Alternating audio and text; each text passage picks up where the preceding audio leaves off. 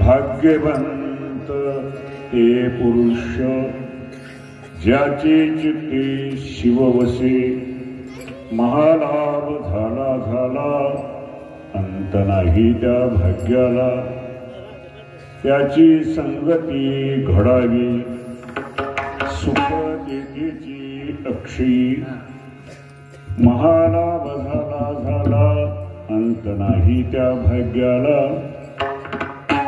लक्ष्मण म्हणे ताता लक्ष्मण म्हणे ताता संग देई कृपावंता महालाभ झाला झाला अंत नाही त्या भाग्याला श्वहर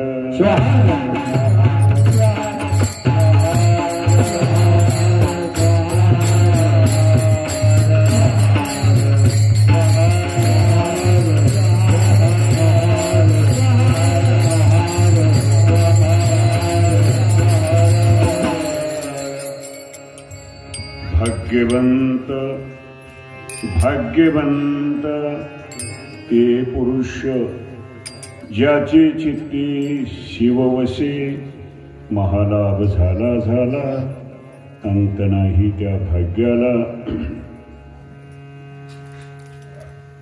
कर्पूर गौरम कुडनावतारम संसार सारम भुजगेंद्रहारम सदा वसंते हृदयारविंदे भवं भवानी सहितं नमामि अन्नपूर्णे सदा पूर्णे शंकर प्राणवल्लभे भक्ति ज्ञान वैराग्य सिद्ध्यर्थं भिक्षान्देहीच पार्वती माता च पार्वती देवी पिता देवो महेश्वरः बांधवाशु भक्तश्च स्वदेशो भुवनत्रयं स्वदेशो भुवनत्रयं स्वदेशी भुवनत्रयं यामाहु सर्वलोकानां प्रकृतिं शास्त्रपारगः तां धर्मचारिणे शंभो प्रणमामि परां शिवां प्रणमामि परां शिवां प्रणमामि परां शिवां।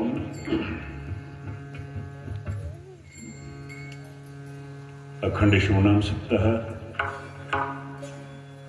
भावनातीश्वर प्रभूच्या पवित्र क्षेत्रामध्ये व गणपती या विघ्नहराच्याही सान्निध्यामध्ये तपपूर्ती सोहळा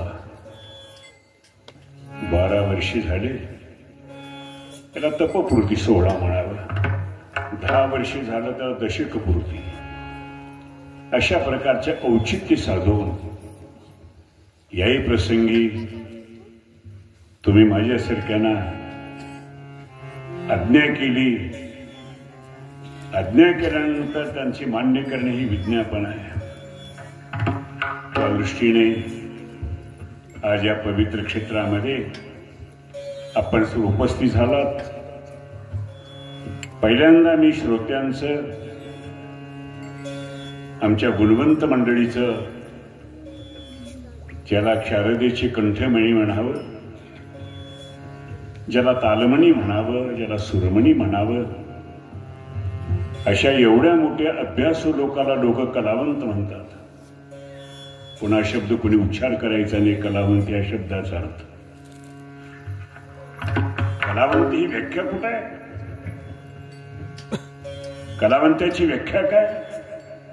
हे भगवंताचे गुणगान गातात, हे नाद ब्रह्माचे उपासक आहेत, भगवान प्रभूच्या शिवतानृत्यामध्ये एवढं मोठं त्या भृंगीने तुंबरुणी नारदादी सर्वांनी एवढं मोठं सहकार्य केलेलं आहे। ही गुणीजन मंडळी आहे अभ्यासक मंडळी, चिंतक मंडळी आहे आणि सर्वांना नाद ब्रह्मामध्ये घेऊन जाणारी मंडळी. याही मंडळीच्या श्रोत्यांचं, मायमातांचं, आमच्या भगिनी टाळ गुणवे त्याही मायमातेंचं मी सर्वांचं चरण पूजन करून आज अखंड शिवनाम सप्ताह, त्या सप्त्याचा 6वा दिवस. त्या प्रसंगी माझी तुम्ही आठवण केला, पुन्हा एकदा तुमचं ऋण निर्देश करतो. भाग्यवान आहोत आम्ही, आमच्या पदरी भाग्य होतं पण आम्ही अभागी झालो.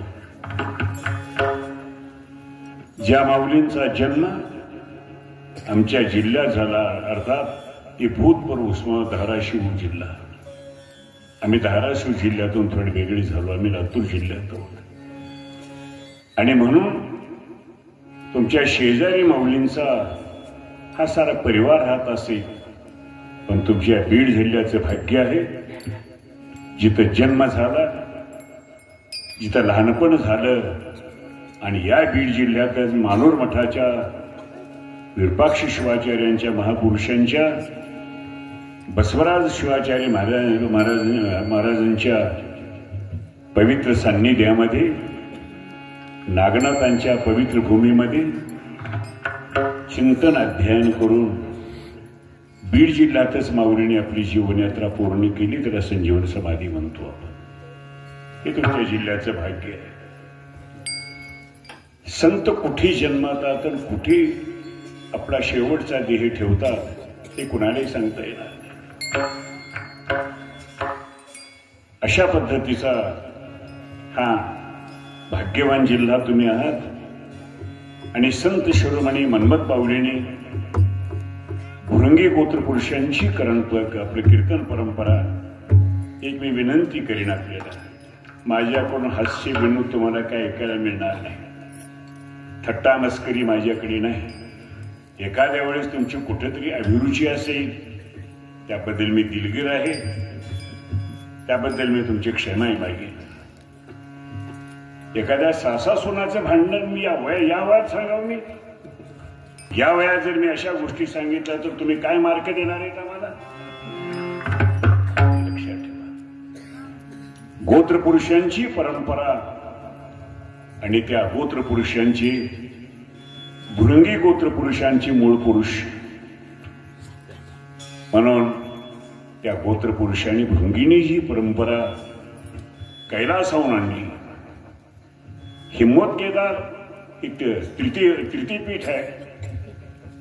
रेणुकाचार्य, दारुकाच्या नंतर एकोरा महाराज वैराग्य पीठ आहे. आणि त्या पीठाचे गण आणि ते गणाचं नाव असे ते भृंगी होत राही. भृंगीनं ही परंपरा इथपर्यंत आणली. त्याच परंपरेला अनुसरून आतापर्यंत भगवतपाद रेणुकाचार्यांनी 7,000 पेक्षा अधिक वर्ष होऊन गेली असतील. त्यावेळेस ती 1400 श्लोकाचा सिद्धांशिकामणी लिहिला. अगस्तीला निमित्त करून भगवान रेणुकाचार्याने अगस्तीला उपदेश करा का तुम्हाला केला? बोला की मला. आम्हाला केला. भगवतजननी भगवती मातेला उपदेश केला का समाजाला केला? समाजाला केला. समाजाची बाजू एक घेतात आणि त्या प्रश्नाची उत्तर तुमच्या हिताचे असतात असं असेल तर त्याला समसत्ता म्हणावी. त्या समसत्तेमध्ये संवाद होत असतो. असं मन्मथ बावलीने त्या भगवतपाद रेणुकाचार्यांच्या सिद्धांशिकामणीचा परिपूर्ण अभ्यास केला आणि अभ्यास करून त्यांचा त्याग, त्यांचं वास्तव्य वयाच्या 40व्या वर्षी परमर्षी लिहिला. आज माऊलींच्या परमर्षाच्या लिखाण होऊन 411 वर्ष झाली आणि मन्मथ बावलींनी 53 वर्ष समाधी घेतली. आज 464 वर्ष झाली. अभ्यास करा थोडा. आणि ही परंपरा मन्मथ बावलीने तुमच्या आमच्यापर्यंत आणण्यासाठी शांतलिंग शिवाचार्य महास्वामीजी शिंगणापूरकर यांचाही त्यांना सहयोग घडला, सहवास घडला. सान्निध्य घडलं, विचाराचं मंथन झालं, आचाराचं मंथन झालं, ज्ञानाचा संग्रह वाढू लागला आणि शांतलिंग शिवाचार्य महाराजांचे जयराम महाराज म्हणजे मुख्य शिष्य होते. इतिहास वाचत चला. आणि त्यामुळे तेच ज्ञान सांगत असताना इकडे मन्मथ माऊलीकडे वळले आणि मन्मथ माऊली महाराज शाहिरी वाङ्मयाचा एवढा अभ्यास असताना ती बाजूला सरकून अध्यात्माकडे वळले. हे मन्मथ माऊलींचे मुख्य कार्य आहे. आज तुम्ही मन्मथ माऊलींच्या पवित्र जन्मोत्सवाच्या निमित्ताने हा कार्यक्रमाचं आयोजन आहे आणि त्या दृष्टीने मन्मथ माऊलीचा पुढे आणखी ओघाना निघेल तरी मी सांगणार आहे. त्या मन्मथ माऊलीने आमच्यापर्यंत ज्ञानाचा स्रोत पोहोचविला. शिवकाराला पहिलं अनुष्ठान केलं. स्वयंप्रकाश ज्ञानबोध आणि गुरुगीता ग्रंथ तिथे लिहिला. त्यानंतर माऊलीने इतका प्रचार प्रसार केला आणि शेवटला ज्या ठिकाणी दिनोद्धार बाबाच्या व कपिल महामुनीच्या चरणस्पर्शाने पावन पुनीत झालेली भूमी, त्या भूमीमध्ये आपला शेवटचा श्वास आनंदामध्ये मिळवला. माऊलीने आमच्याकडे नाही जीवनाचा श्वास सोडला, पण आम्हाला विश्वास दिला. श्वहर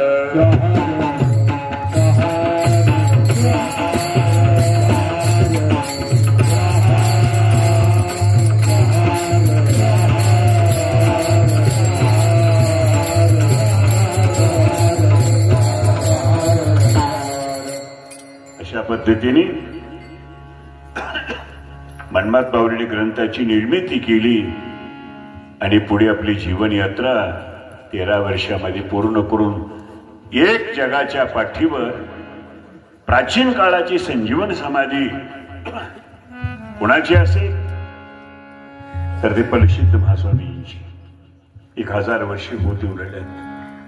ज्ञानेश्वर माऊलीला 700 750 किंवा आणखी काही झाली असतील वय त्यांनी घेतलेली आहे. पण ज्या वेळेस मन्मथ माऊलींनी 464 वर्षापूर्वी समाधी जी घेतली त्यावेळेस 2 वेळे समाधी घेतली. पहिल्यांदा आपण आता बस जगाचा निरोप घ्यावा आणि लक्ष प्रभूच्या पायी लावलं आणि आचारलिंगापासून महालिंगाचा प्रवास सुरू झाला. आणि महालिंग एक प्रकारची जीवनाची अवस्था आहे. दैहिक अवस्था देहाचा विसर आणि परमात्म्याचं स्मरण आहे. अशी अवस्था प्राप्त झालेली समाधीचा निर्णय घेतला. पण गंमत अशी आहे त्यांचे जो शिष्य होते रामानंद आदी सदाशिव, रामानंद ब्राह्मण होते, जीवनस्वामी मारवाडी होते, मोहनदास धनगर समाजाचे होते. आणखी दोन त्यांच्या शिष्यांची आणखी नावं आलेली आहेत माझ्याकडे, पण ते माझ्या स्मरणात आता येणार नाहीत. कधी प्रसंगाला तर सांगण्याचा प्रयत्न करीन. अशा या सर्व परंपरेला घेऊन चालणारी एवढी माऊली शक्ती. पण हे दोघं रडायला लागले. आणि साधू संतांचा मृत्यूच नसतोय. साधू संतांचा मृत्यू नाही, फक्त कुठेतरी काय असेल तर देहामध्ये बदल करतात एवढाच फरक आहे, बाकी काही नाही. विषय सांगेल पुढे बोलणार आहे ते मी. असं होत असताना माऊलीने आपली जीवनयात्रा त्यांचं समाधान केलं. एकाला मांजर शुंब्याचं काम सांगितलं, एकाला पंचकुंडाचं काम सांगितलं आणि शेवटी महालिंगामध्ये प्रवेश. लिंगामध्ये प्राण आणि प्राणामध्ये प्राणलिंगी अवस्था माऊलींची झाली. तो दिवस असेल तर ते फाल्गुन शुद्धी चतुर्थी आहे. त्या दिवशी माऊली आपल्यातून देहाने गेले.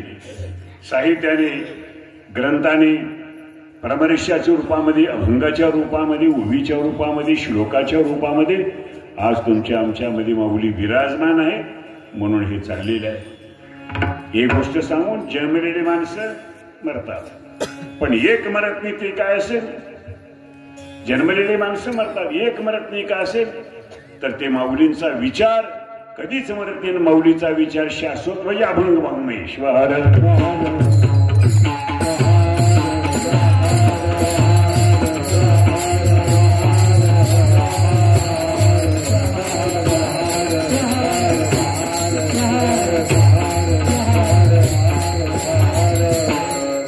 रुपाली किती वर्षापासून गातात? तुम्हाला कळते तेव्हापासून, मला कळते तेव्हापासून. आमच्या बापाला विचारते म्हणजे मला कळते तसं, पण आमची बाबा म्हणत होते, आमची बाबा म्हणत होते. अर्थात त्या पंचपदीच्या अभंगामध्ये काना मात्रेचा फरक झालेला नाही. हे शाश्वत वाङ्मय आहे, नित्य वाङ्मय आहे, सत्य वाङ्मय आहे, अभंगमाप वाङ्मय आहे. म्हणून त्या अभंगावर निरूपण केलं जातं. ही गुरु परंपरा आहे, संप्रदायाची परंपरा भारतीय संस्कृतीनं मान्य केलेलं आहे. जिथं ज्ञानेश्वर माऊली म्हणतात, आदिनाथ गुरु हा त्याने मान्य केलेला आहे. एवढंच नसून गहिणी प्रसादे निवडली जातात, ज्ञानेश्वर देवा सार चोजविली काय आहे? ही परंपरा आहे, ही सार वस्तू आहे. आणि या सार वस्तूचं यथार्थ माऊलीने परिपूर्ण केलं. आजही माऊलीला कोणी पाहिलेलं नाही, ज्ञानेश्वर माऊलीला कोणी पाहिलं नाही, संत तुकारामादी पाहिले नाही, माऊलींच्या परंपरेतले 7 संतांना कोणी पाहिलं नाही. पण एक जर अभंग लावला तर माऊलीचं सागरी दर्शन आहे, एक अभंग लावला तर नित्य दर्शन आहे. त्या दर्शनाचा आनंद काय, समाधान आहे. शिवहर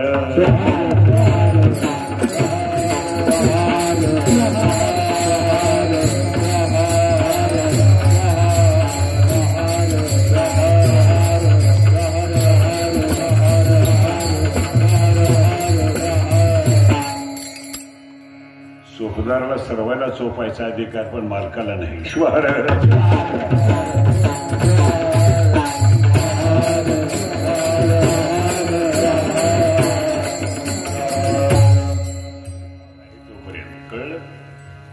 कोणी वेगळा करू नका. मी कुठलंही तुमच्या समोर अत्यंत तोडून बोलून बोलतोय. शास्त्री विरहित मी कधी बोलत नाही. बोललं तर नाही कळलं तर हरकत नाही. कारण का, बोलत असताना प्रमाण असावा, त्याला पुरावा असावा. गुरुजी जर पुरावा नसेल तर कीर्तनकार पुरावा. शिवहर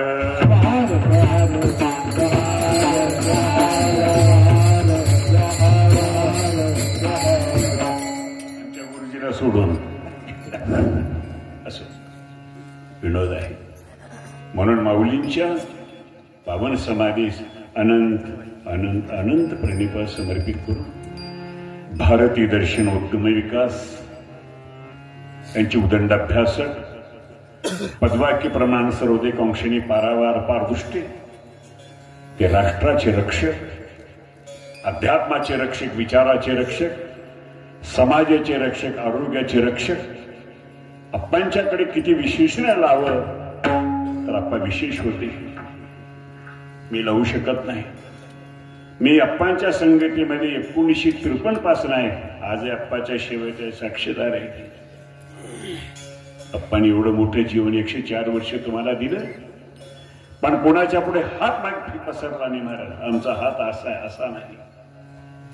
अलीकडे झालेले साधू संतांचे दुःख सांगतात, त्यांच्या गरजा अडचणी सांगतात. ज्यांनी साधू संतांच्या दुःख सांगून श्रीमंत झाले.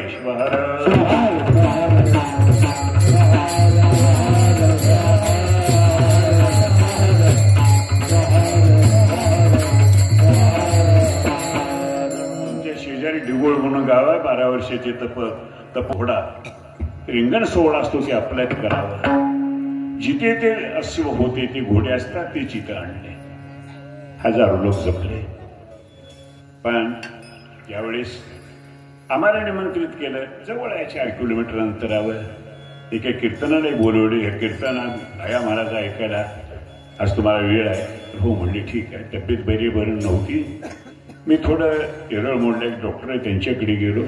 रात्रीचं कीर्तन श्रवण केलं. घरी आलो. ची पूजा झाली, अश्वपूजा. मग स्टेजवर पहिला बहुमान आपल्याकडे दिला. त्याचे ऋण आहेत आपल्यावर.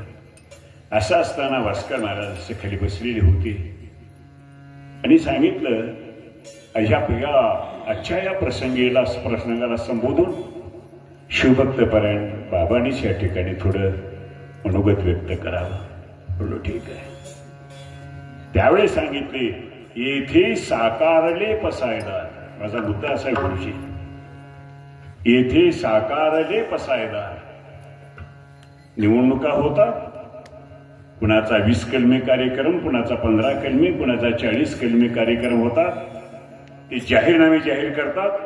ज्या जाहीरनाम्यामध्ये लिहितात ते करत नाही, जे करतात ते लिहित नाही. मी राज्य करतात टीका असं करतात म्हणू नका, पण मी टीका करत नाही, टीका करतो असे समजून घ्या.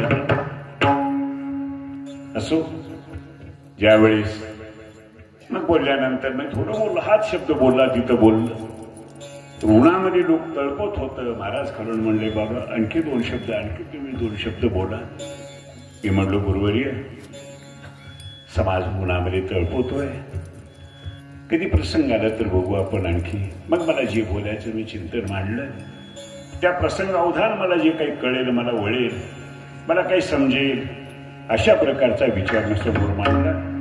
मी एकंदरीत सांगायचा मुद्दा काय, त्या एवढ्या मोठ्या संत संप्रदायाच्या विचारावर माणसं आज मोठी श्रीमंत होऊन गेली. काय देवो तुम्हाला, एका अभंगावर आम्ही एवढी श्रीमंत जातो, 1000 लोक तुमच्या पाया पडतात. का पडावं? तुमचे पाय मळलेले नसावे, तुमच्या पायात आचार विचार असावा, तुमच्या पायामध्ये विवेक असावा, शील असावी, ध्यान असावी, धारणा असावी, चिंतन असावं, पठन असावं. एवढ्या गोष्टी जर तुमच्याकडे असतील तर अर्थात तुम्ही अधिकारी. या भृंगी गोत्र पुरुषांच्या परंपरेने आज वारकरी संप्रदायामध्ये कीर्तनकारला पांडुरंग समजतात. आम्हाला समजू नका. मी तर भोकरंब्याच्या वर देशमुख डिगुळ म्हणून हरिनाम सप्त्यामध्ये शिवकीर्तन होतं, आणि कुठेतरी त्या शेजारी गावामध्ये काल्याचा कार्यक्रम होता. त्यांचा आमचा काही परिचय नाही, पण तिथं ते आपलं पतन आहे म्हणून ओळखावं, आणि एखाद्या माणसामध्ये चूक सांगितलं तर ते ऋण म्हणून समजावं.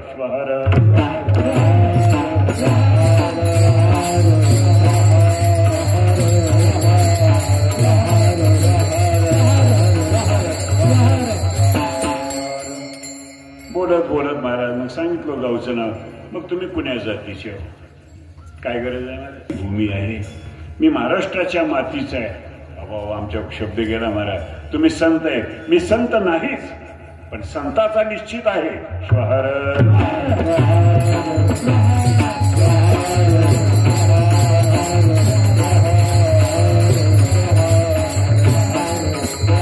असे काय मंडळी असतात.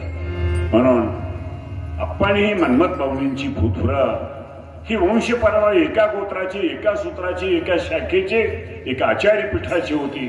ती वीरगोत्री होती, मन्मथवाली वीरगोत्रीच होते. माऊलींचा जन्म झाला फाल्गुन शुद्ध तृतीयाला. अगोदर आप्पाला मन्मथ माऊलीने पाठवलं, आणि दुसऱ्या दिवशी महाराज जीवशिवाऐक्य झाले. ही परंपरा आहे. आज त्या माऊलीने आम्हाला तळागाळातल्या माणसाला, थोडं माऊलींचं शिक्षण नाही, संसदेमध्ये आंतरराष्ट्रीय पुरस्कार वसुंधरा रत्न, पण मला पुरस्कार मिळाला अशी आप्पा कधी म्हणले नाही. जे काही केलं एवढा प्रचार आणि प्रसार माझ्या कीर्तनकारांनी केला. आप्पांचे कौतुक करायचं कोणाला, आप्पांनी कधी तिरस्कारानं बोललंय आम्हाला मानत नाही.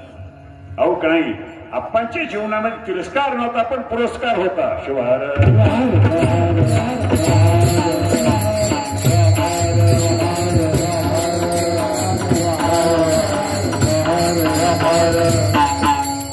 अजून मी मंगलाचरण करून आलो, आळसावणी करू नका. आणि आळस आला तरी इशारा करा, आपल्या हातात आहे. व्याकरणाचार्य, दर्शनाचार्य होते, वेदांताचार्य होते, आचार्य होते, काव्यतीर्थ होते. आप्पांची पदवी जर सांगावं म्हणलं, आप्पाकडे काय होतं म्हणून विचारल्यापेक्षा काय नव्हतं ते सांगा. एवढी मोठी आप्पांची ख्याती आज जे आचार्याने काम करू शकले नाही ते आप्पांनी केलं. म्हणून ते संत परंपरे राष्ट्रसंत महाराष्ट्र शासनाने पदवी दिली, आणि वसुंधरा रत्न केंद्राने आप्पांना आपलं प्रमाणपत्र दिलं. हे आप्पांची भूमिका आहे. त्रिकालज्ञानी होते, वेद पुराणादी कंठस्थ असल्यासारखे, अंगाला असा स्पर्श करायचा भाग नव्हता, पण असा स्पर्श झोपीत असले असं उठायचं. आणि एखाद्या श्लोकाचा उभीचा अर्थ जर आम्हाला कळत असला म्हणल्यावर आपण लगेच उत्तर देतच होता. ईशापा आप्पांनी कधी 3च्या नंतर झोपले आम्ही पाहिले. एवढ्या काळामध्ये 104 वर्षामध्ये कुणाच्या हातचा स्वयंपाक जेवला नाही महाराज. आहे बाकी मग बोलत नाही. पण त्यांचं सांगू लागलो नाही, दुसऱ्याचं सांगितलं, हे सांगितलं दुसऱ्याचं कळालं. श्वहार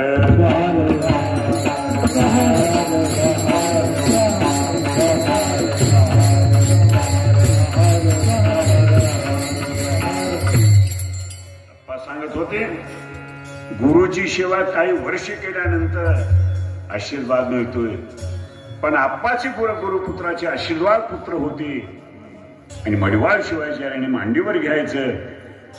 लेकराने शिमू केलं तर स्वतः महाराज आपण कपडे धुवायची, घाण धुवायची. म्हणून गुरुवर्यांचा आशीर्वाद लाभला आणि त्यांचं सान्निध्य तो आम्हाला पाहिलं.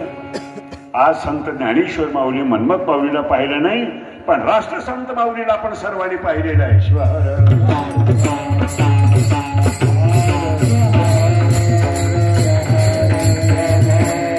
माझ्या जीवनाची शिल्पकार. तसं जर मला विचारलं, कुठल्या शाळेच्या हजेरीपटावर आपलं नाव नाही, आपण कुठल्या शाळेत प्रवेश केला नाही, परंतु ही जी आहे, मी काही बोलतो एवढं फक्त आप्पांचा आशीर्वाद आहे, बाकी काय. आज बरीच माणसं म्हणतात, बाबा बसून कीर्तन करा. माफ करा, कीर्तनकाराची लांबी रुंदी वाढलेली आहे, खोली मुळीच नाही, उंची नाही.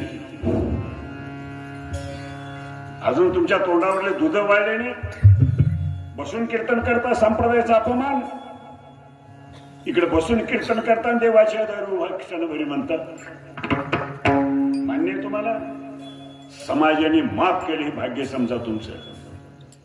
पण उद्या समाज माफ करणार नाही. प्रवचन करा, संप्रदायाचा नियम आहे. बंद कमर क्यों डरताय, फिर देख प्रभू क्या करताय. कंबर खसली पाहिजे. बसून अंगावर उपरणी घेऊन तुम्ही कीर्तन करता, कंबर कोणी बांधायची? माफ करा, माझा शब्द कुठं जो अवांतर वाटत असेल तर मी खरं आहे. असो, अप्पांनी मला समाजामध्ये एवढं मोठं उभं केलं, ते माझ्या जीवनाची शिल्पकार आहे. आजही अप्पांच्या सान्निध्यात आहे. आजही त्या भक्तीचं ट्रस्ट अध्यक्ष म्हणून माझी निवड केलेली लोकांनी. पण आम्ही नको म्हणतो, हा आहे संपलं का? तेवढे एक शेपूट पाठीमागे घेऊन कशाला हिंडायचं आपल्याला? पण मी समाजाचा शेवट आहे, मी समाजाचा पाईक आहे, मी अप्पांचा आज्ञाधारक आहे. संप्रदायाची सेवा करण्यामध्ये आपल्यामध्ये कुठल्या प्रकारची कसूर होऊ नये असं मी वारंवार अप्पांच्या व तुम्हा श्रोत्यांच्या चरणी मी प्रार्थना करतोय. अप्पांच्या पावन समाधीला संजीवनी पीठ म्हणून त्याला आहे. आता मी इतके वाजता जाणार सर्वांना सांगून, ज्यांनी समाधिस्थ झाले, आतापर्यंत कोणी पुढारी गेले तर काही होईल, पण आमच्या शिवाचार्य परंपरेमध्ये 21 तोपाच्या सरकारी सलामीमध्ये सरकारी इतमामामध्ये अप्पांची संजीवन समाधी साध्य केली. हे पहिले राष्ट्रसंत आहे. राष्ट्रसंतांनी आम्हाला दिलेली शिकवण, आम्ही भी तुमच्यासारखेच आहोत. मारुती झाला म्हणजे वानेरातलाच की, आम्ही बोलत असले, कीर्तनकार असले, अन्यथा तुमच्या श्रोत्यातलाच मी आहे. इथं कीर्तना संप्रदायामध्ये लहान नाही, मोठा नाही, कुणी काहीच नाही. मॅटवर बसा, खुर्चीवर दिले बसा, इथं असेल तर बसा, पण मला अमकं पाहे म्हणत असेल तर तुम्हाला बाजूला स्थान आहे. एकच अशी परंपरा, देशाचा प्रधानमंत्री पाया पडतो कीर्तनकाराची. संप्रदायाचं एक वजन आहे, हे संप्रदायाची संहिता आहे, हे संप्रदायाचे एक आचार आहे, हे संप्रदायाची एक परंपरा आहे, एक संतांची शिकवण आहे. नवे संतत्व त्याच्यामध्ये आहे. हे मात्र काम संतांनी केलं, हेच अप्पांनी केलं. आज शरीराने अप्पा नसले तरी सर्वांच्या पाठीमागे अप्पांचा आम्हाला आशीर्वाद आहे. आम्ही त्या अप्पांच्या चरणाला पुन्हा एकदा स्मरण करून पुढे क्रांतीसूर्य जगज्योती महात्मा विश्वेश्वर यांनी समग्र क्रांती केली. ते एका बिज्जराचे प्रधानमंत्री होते. त्यांना समता नायक अशा प्रकारचं संबोधनही दिलं. त्यांच्याही चरणी प्रार्थना करून आज ज्या भगवतपाद रेणुकाचार्यांच्या माऊलीने परमर्षात पहा शिकामणीची खून असा संदर्भ दिलेला आहे, रेफरन्स दिलेला आहे. त्याच्यामध्ये बघायचं काम आहे आपल्या महाराज. अरे आरशामध्ये मुख पाहतो, पण आहे तसं पाहतो का?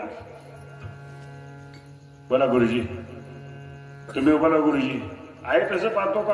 तोंड तरी वाकडं करायचं, नाक तरी वाकडं करायचं. काय आरशामध्ये रूप पहा, पण प्राण स्वतःच्या इष्टलिंगामध्ये स्वरूप पहा. ही परंपरा आहे, ते भारतीय संस्कृतीची परंपरा. अशी परंपरा आप्पाने आम्हाला दिली.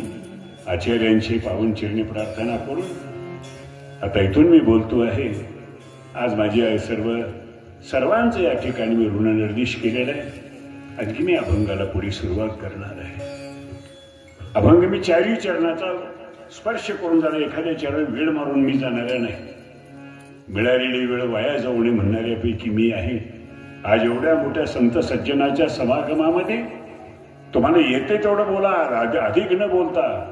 पण मला तेवढं असं इकडचं तिकडचं म्हणून त्याला म्हणू नका. नाका नीट बोला महाराज. मी अभंग जर कोणी सोडवला म्हणत असेल तर वेळा तुझे शब्द परत घे. सोडविता का अभंग कोणी?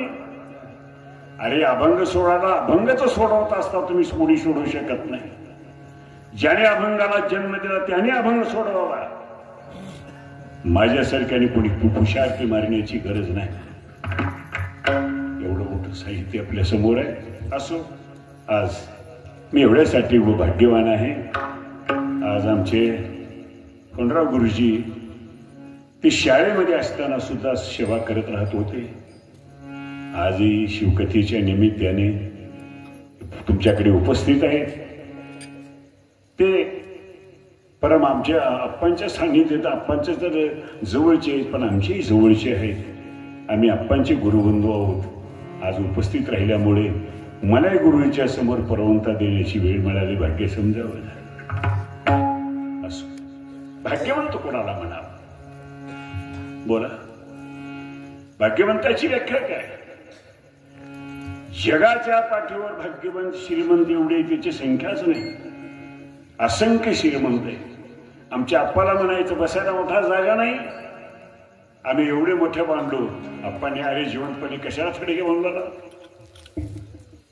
आप्पाकडे श्रीमंती नव्हती, पण आप्पाची श्रीमंती कोणाकडे नव्हती. आप्पाची श्रीमंती अध्यात्माची आणि परमार्थाची श्रीमंती होती. आप्पाची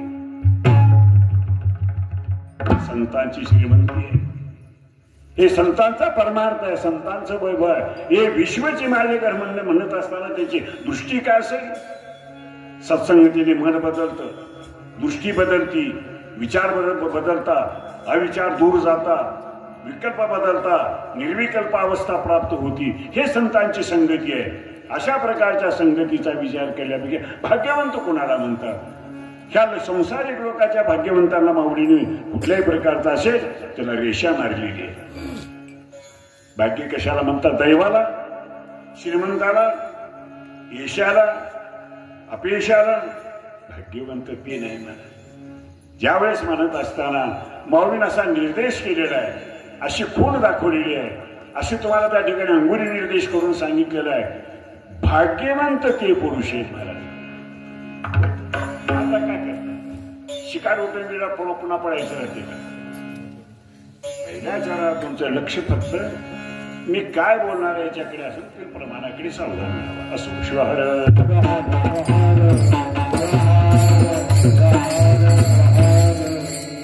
व्हॉलीबॉलचा खेळ असतो. वरच्यावर जर बॉल असला तर ठीक नाही. भाग्य म्हणजे स्वानंदाचं जीवन, आनंदाचं जीवन, अनुभवाचं जीवन, कृपेचं जीवन, ज्ञानाचं जीवन, चिंतनाचं जीवन, अभ्यासाचं जीवन. ही ज्याची परिपूर्ण आहे त्याला भाग्य म्हणावं. आणि परिपूर्ण असल्यामुळे त्याला भाग्यवंत म्हणावं. ज्ञानाची परिपूर्णता ज्ञानवंत म्हणावं. गुणाची परिपूर्णता त्याला गुणवंत म्हणावं. शिलाची परंपरा असेल त्याला शिलवंत म्हणावं. आणि ज्याच्या पलीकडे जर असेल तर ज्यांच्याकडे जीवदान देण्याचं कार्य, ज्यांच्याकडे कृपा मूर्तिमंत राहते ती कृपावंत त्याला म्हणावं. म्हणून भाग्यवंत इथं स्त्री पुन्हा लिंगी नाही, पुरुष लिंगी नाही. तो पुरुष म्हणले आमच्या महाराजांनी नाही.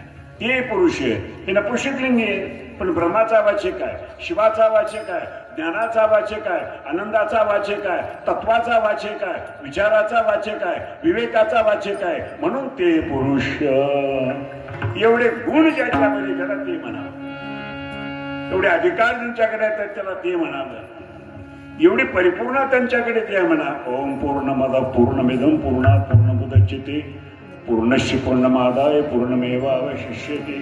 हे जे आहे मी वेदवाक्य उपनिषदाचे वाक्य आहे. भगवंताचं स्वरूप काय महाराज भृगुवल्ली म्हणतात इतो इमानी जातानी भूतानी जयंती.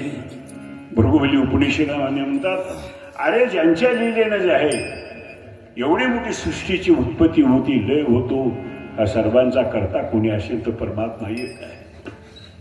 आपण परमात्मा एक ही आपण मानलं पाहिजे. मानलं नाही आहे. तुमच्याकडे 1,00,000 रुपये समजा आहेत का? समजा म्हणजे की नाही असा अर्थ आहे, पण आहे म्हणावं. श्वहर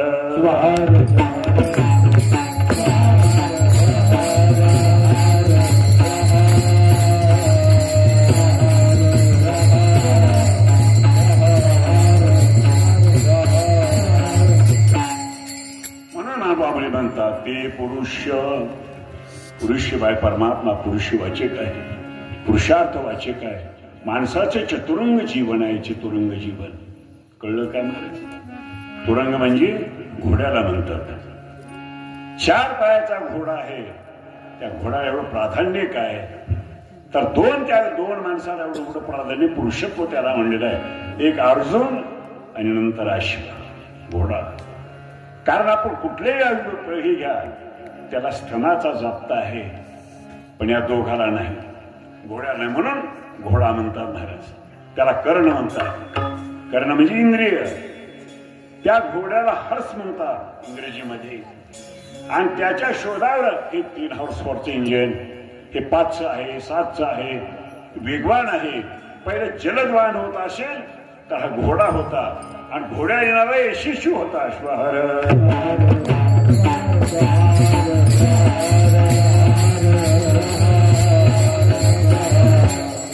हे पुरुष त्याला म्हणावं. हे सारे आपण प्रकृती आहे. प्रकृती आहे. प्रकृती जात राहते, येत राहते, पण पुरुषच असतो महाराज. अशा प्रकारचं म्हणून चतुरंग जीवनातला पुरुषार्थ आहे. धर्मार्थ काम मोक्ष चतुरंग जीवन आहे. हे चतुरंग पुरुषार्थ आहे. आता मीही सांगतो की ज्यावेळेस मी परवा एका ठिकाणी गेलो होतो अंत्यविधीला,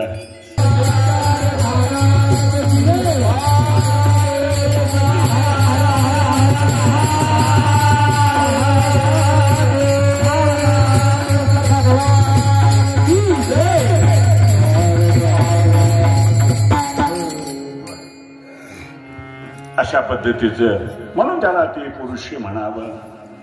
कशावरून? ज्याचे ते पुरुष म्हणजे ज्याचे अनेकातून एकाकडे निवड करणं, ज्याचे त्याचे नाही, ज्याचे शब्द आहे. ज शब्द वेगळा आहे, त शब्द वेगळा आहे. जे म्हणतात माऊली ते नाही.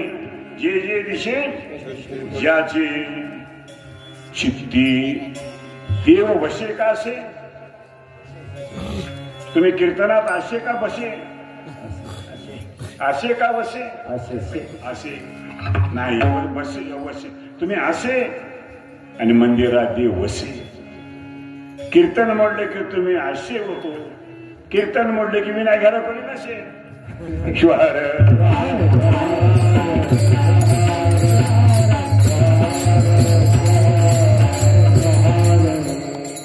अनेक संत मला देव वशी चित्ती महाराज. याच्या चित्तामध्ये देव वशी. तशा प्रकारे आमच्यामध्ये देव आहे, त्याचं कायम स्मरण असावं. चिंतन या शब्दाची व्याख्या काय म्हणाली? अंतकरणाची गुढता, अंतकरणाची तळमळ, जिज्ञासा. याप्रमाणे ज्या वेळेस आपण आत्मस्वरूपाकडे ज्याचं स्मरण करतो आहे त्याला निरंतर चिंतन म्हणावं. त्याचं निरंतर ध्यान आहे, त्याला चिंतन म्हणावं. म्हणून चिंतन कुणासाठी आहे? चित्तासाठी आहे. चित्ती वसे. जरीने अभंग म्हणलेला आहे. वारकरी संप्रदायाची पहिली फडकरी जना. श्वहर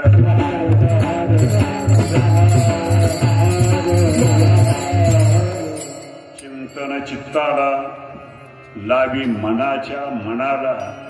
उन्मनीच्या प्रांगणात पांडुरंग भेट देत कवटाळूने पाठी जणी म्हणे सांगी गोष्टी ज्याची चित्ती शिव वसे.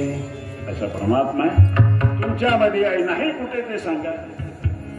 गुरुजींनी मुलाला प्रश्न केले. गुरुजी अरे कबाड्या बोला गुरुजी.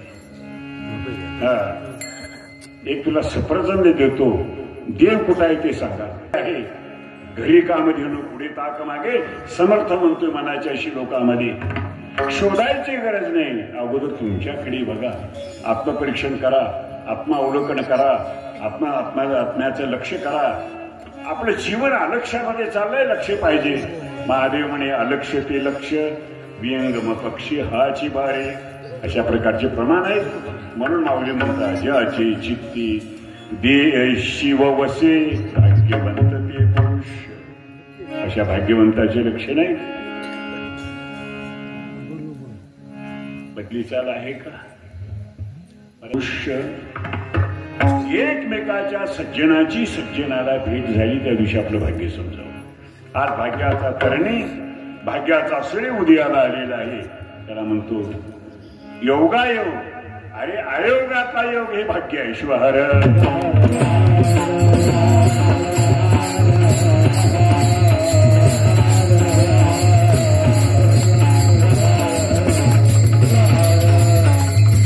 भाग्यवंत ते पुरुष ज्याचे चित्ती शिववशी.